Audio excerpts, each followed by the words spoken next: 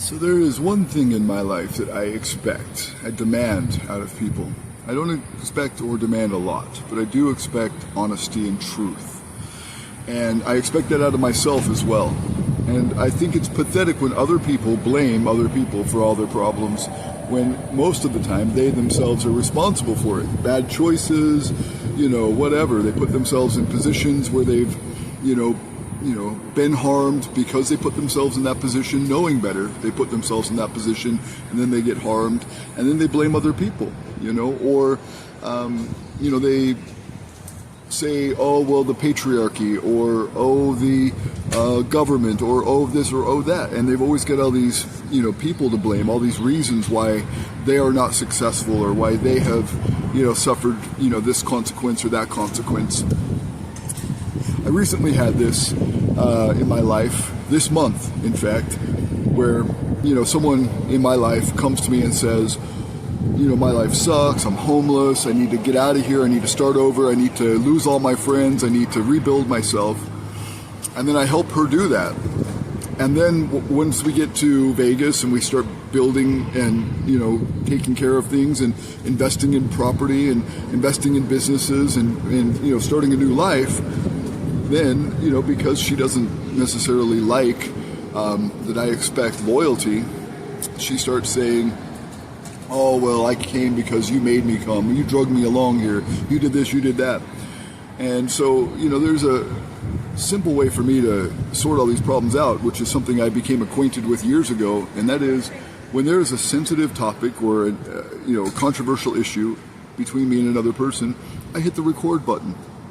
Because I'm tired of being blamed or being, listening to people blame other people for their problems and,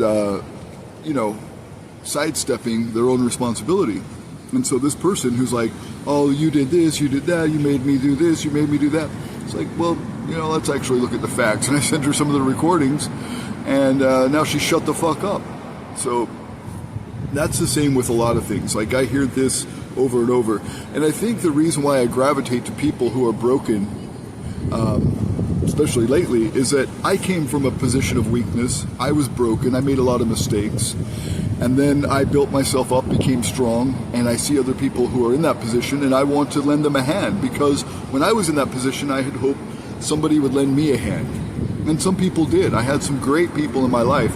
Grandma Penny, her kids, other people in my life when I was homeless at age 15 reached out to me and, helped me a bit, and I was grateful. I still am. When I wrote my biography, it was when I had found a new life in Christ. I died to my old life and I became a new person, I felt. So I got this tattoo that says forgiven on my chest because I made some mistakes, and I believe, God forgave me. I think that my cry for help and my, repentance and my belief in the, creator of the universe, offered me that forgiveness. That was a belief I had. I'm not sure I believe the same things anymore, but I believed that I needed forgiveness and that I was given forgiveness, at least by the one who mattered. And when I wrote my story, despite that I had an alcoholic father who was in and out of jail, who was violent, who, had some of his own problems, and I didn't subscribe to that. I was just, there because they made some choices. I didn't make the choice to be here. They made choices, and I was here, and then I suffered some of the consequences of their choices. But I also made my own choices, and I could have made different choices. Like, instead of being homeless at age 15, I could have stuck around and dealt with my parents' choices and the consequences of those choices. But instead, I decided to take that accountability of my own and responsibility and move out and make my own way. And then in those choices that I made, I suffered some consequences. Whether it was drugs or violence or jail or whatever, I made choices.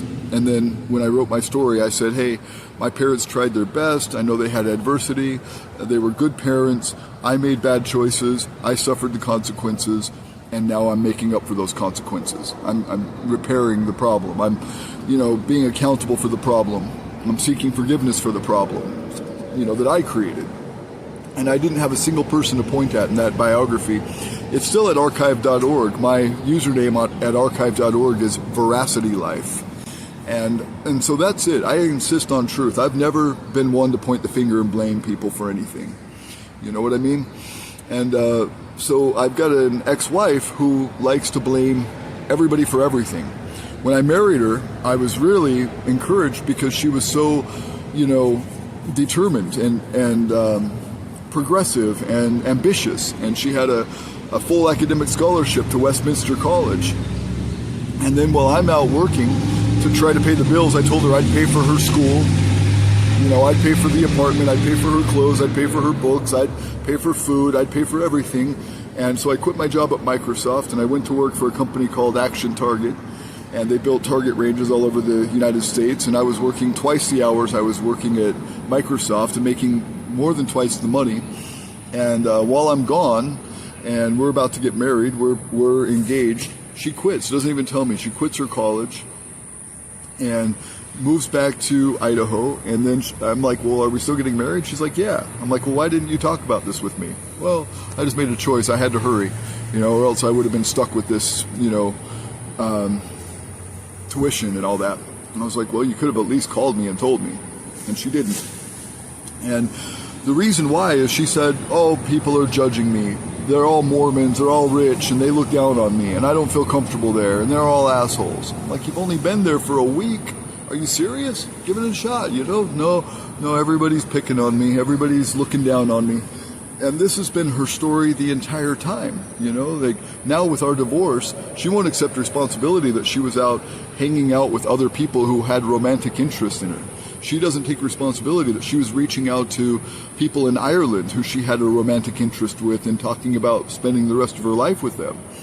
She won't take that responsibility that's the reason I divorced her, She wants to blame me. Oh, you just wanted to go find other action. You wanted to, you couldn't control your body, so you slept with this person or that person. Like, no, we were divorced. When I went and, found somebody in Ireland and married, with the intention to marry them, we were fully divorced by then. We were divorced December 16th. I didn't have a relationship with this person until December 20th. And the entire marriage for 18 years, I never cheated, I never flirted, I never reached out to anybody, I never accepted any sexual attention. I was totally loyal to my ex-wife. And now it's all me that caused it. And, oh, you're this, you're that, And then her husband attacks me recently. I'm over there. I won't use the pronouns that everybody wants to use. He wears a dress and fake titties and dresses like a woman and, sits at home all day and plays video games and doesn't do shit for his family. And all the kids complain about it to their therapist. My ex-wife has complained about it to me. And then I go over there. I'm not using their pronouns. So he comes outside where I'm at, and I'm walking to my car because he told me to leave his house. So I'm leaving. I'm walking to my car. I said, fuck you, Rory. I'm out of here. He comes out in my face, screaming at me, spitting in my face, and I push him, apparently. My kids say I pushed him. Well, then he hits me in the head.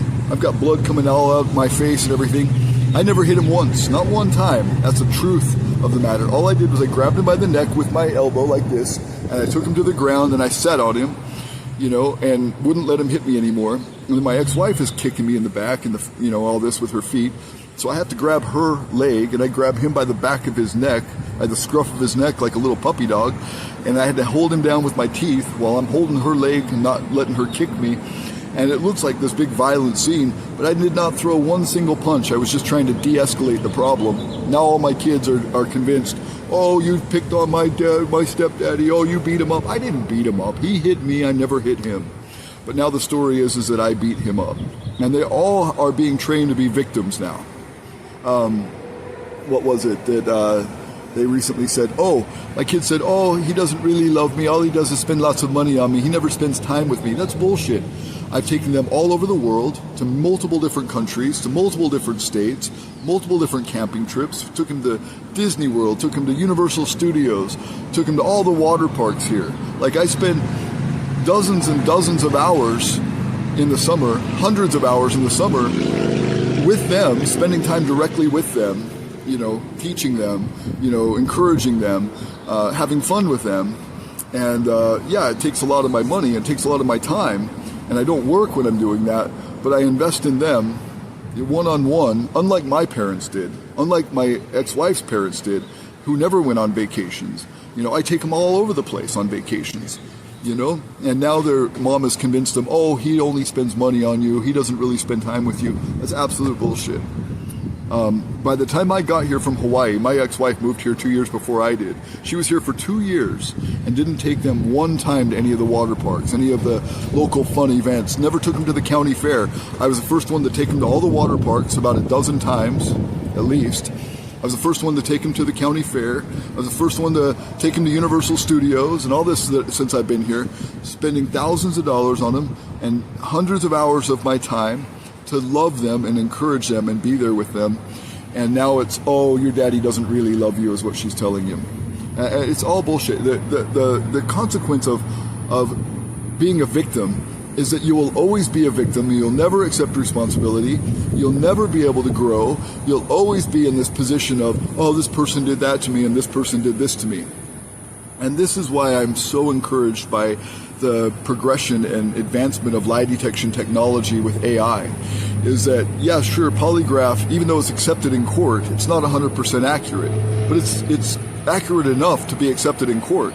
But now with the advancements of this technology and AI, it's becoming almost, impossible to beat these lie detection algorithms and softwares. And it's advancing more and more. So at some point in the future, in the very near future, lie detection is going to sort all of this out. And we're going to be, unable to lie.